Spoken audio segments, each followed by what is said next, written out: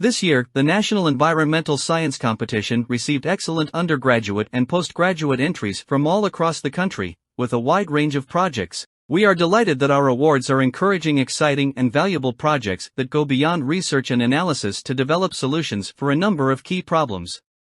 Information about the shortlist projects will be posted on our website in the first week of June.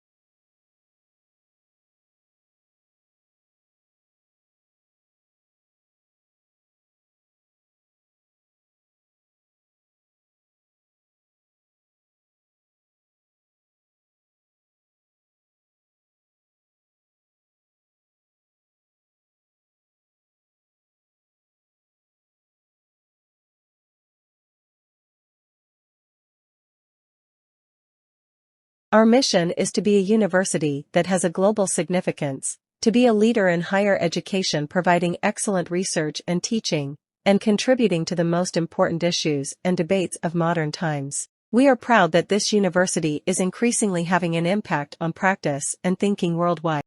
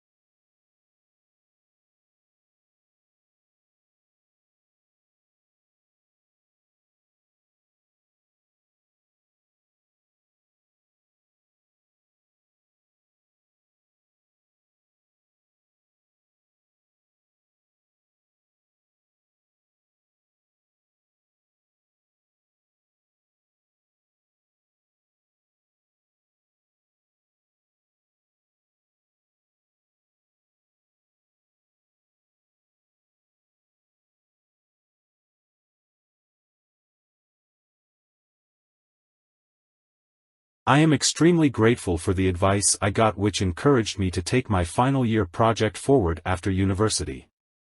I entered a number of business startup competitions and was awarded the funding I needed to set up my own business. It completely changed my life. Although I had actually had a graduate scheme lined up after graduate, I decided to take the risk and start my own company. Things took off surprisingly quickly, and I can honestly say that I have never had any regrets about my decision.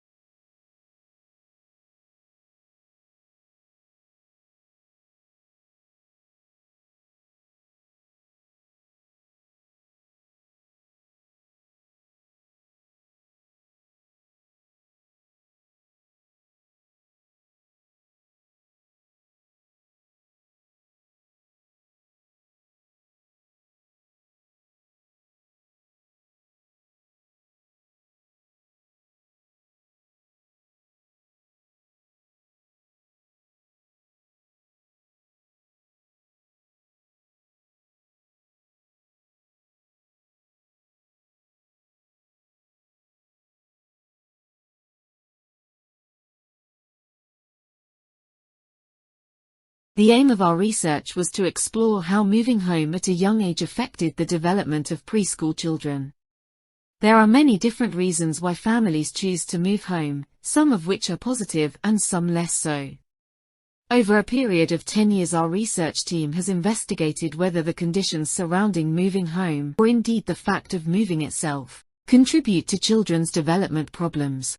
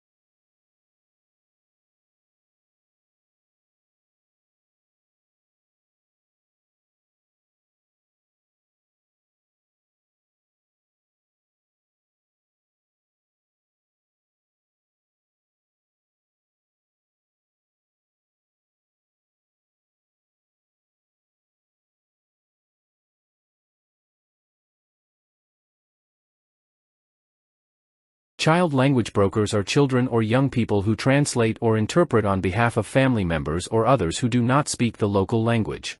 When settling into a new country, children often learn the local language more rapidly than their parents and other adults. As a result, youngsters start taking on the role of language broker in a number of different contexts such as shops, schools, doctors, dentists, welfare offices, police stations, housing offices, among many others.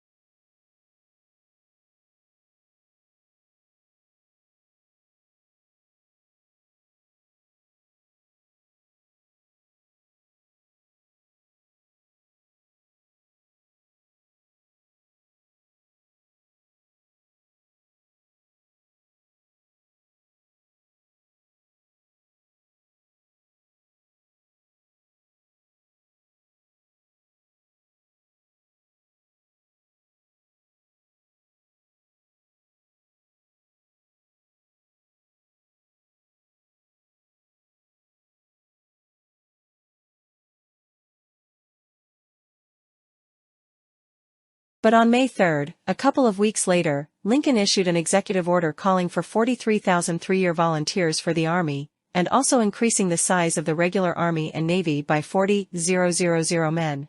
Both of these actions were in apparent violation of the Constitution.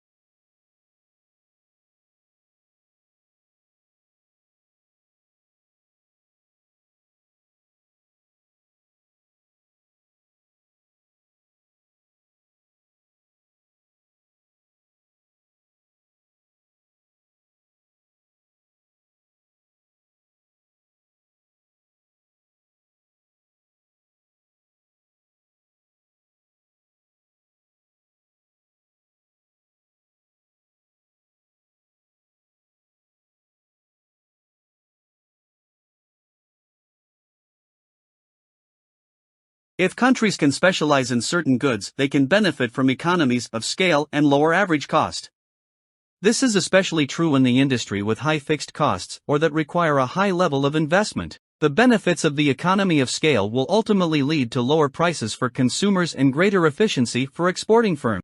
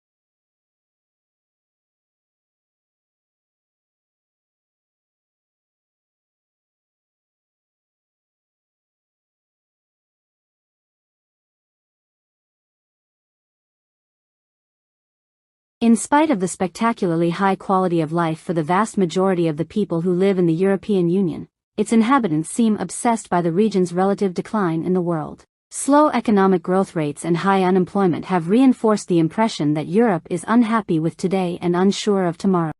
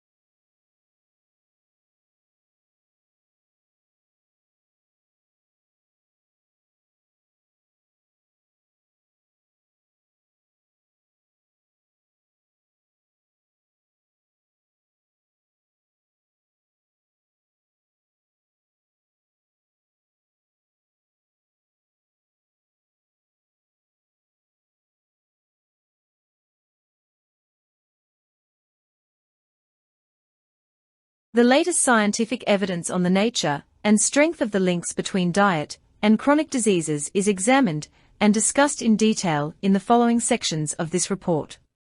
This section gives an overall view of the current situation and trends in chronic diseases at the global level.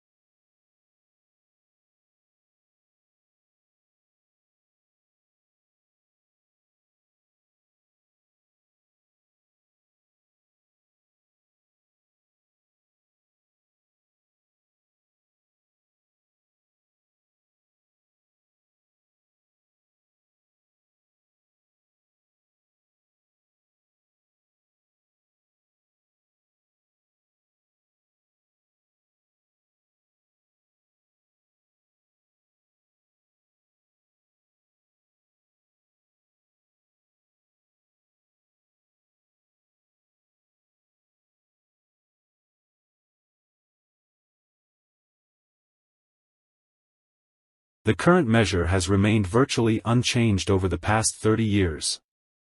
Yet during that time, there have been marked changes in the nation's economy and society and in public policies that have affected families' economic well-being, which is not reflected in the measure.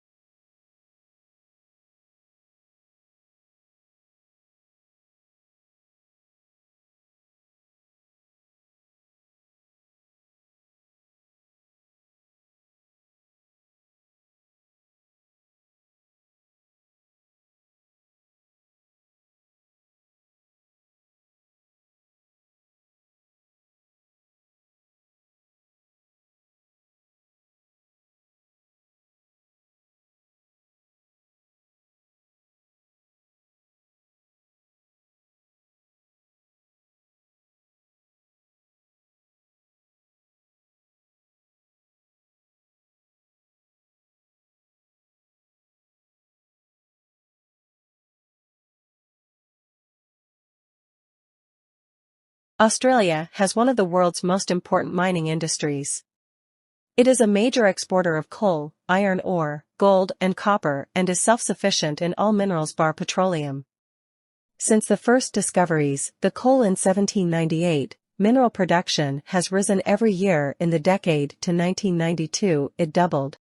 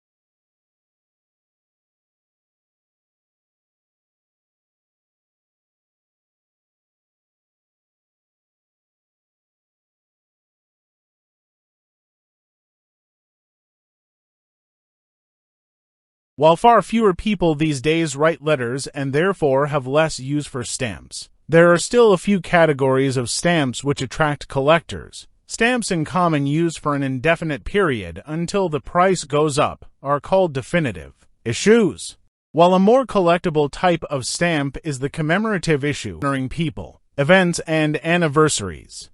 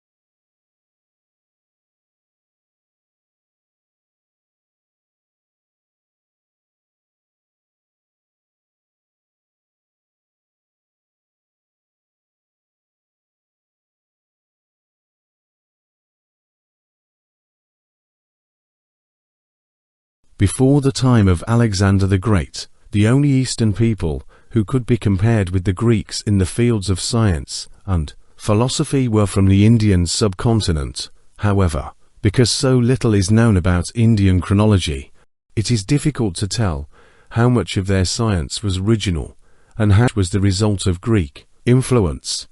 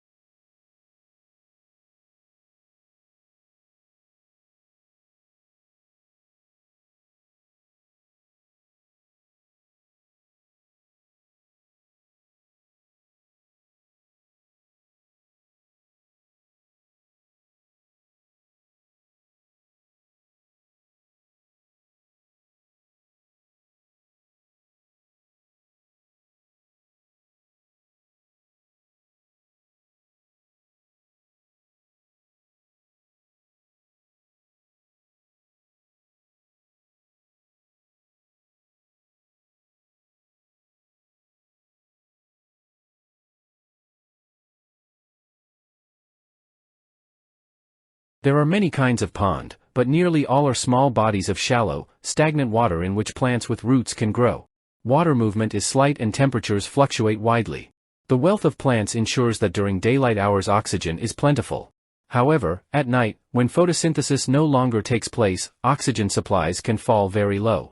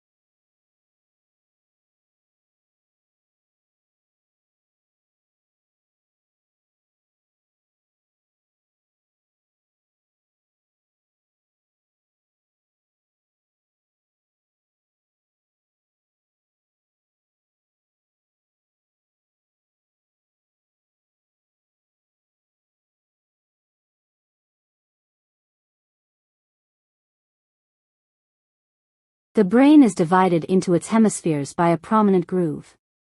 At the base of this lies nerve fibers which enable these two halves of the brain to communicate with each other. But the left hemisphere usually controls movement and sensation in the right side of the body, while the right hemisphere similarly controls the left side of the body.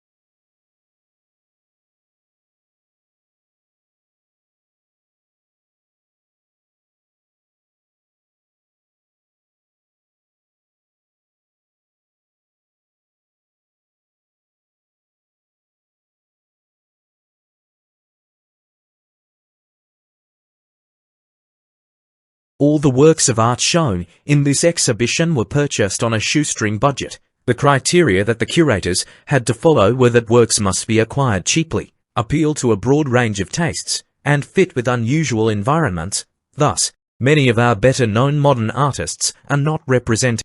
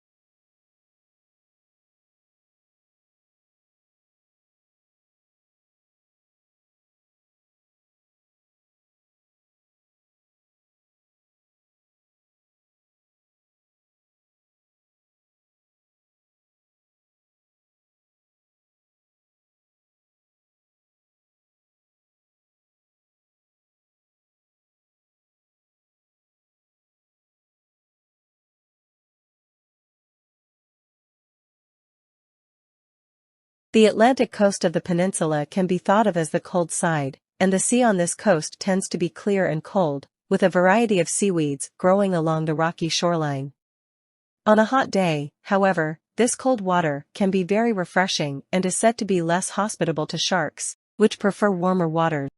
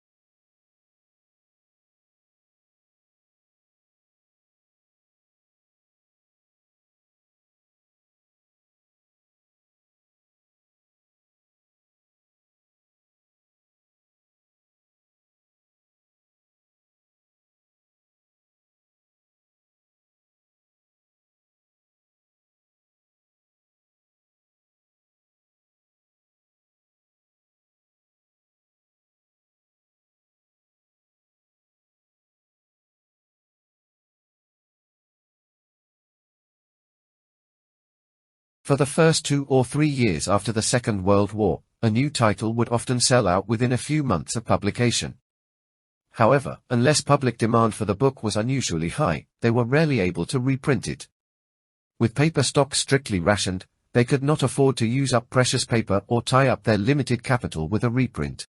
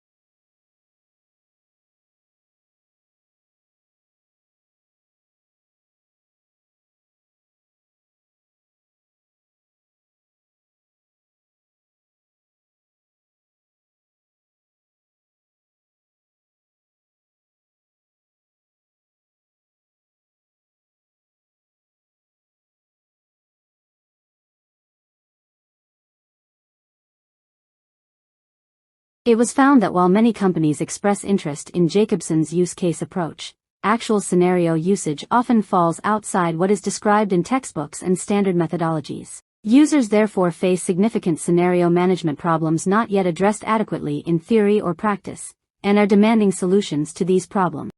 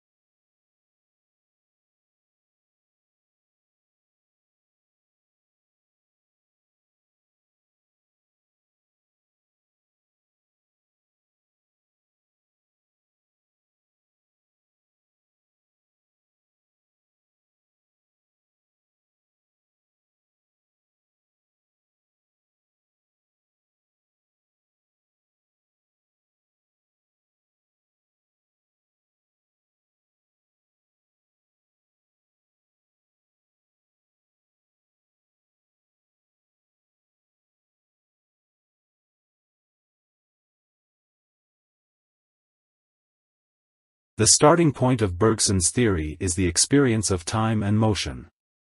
Time is the reality we experience most directly, but this doesn't mean that we can capture this experience mentally. The past is gone and the future is yet to come. The only reality is the present, which is real through our experience.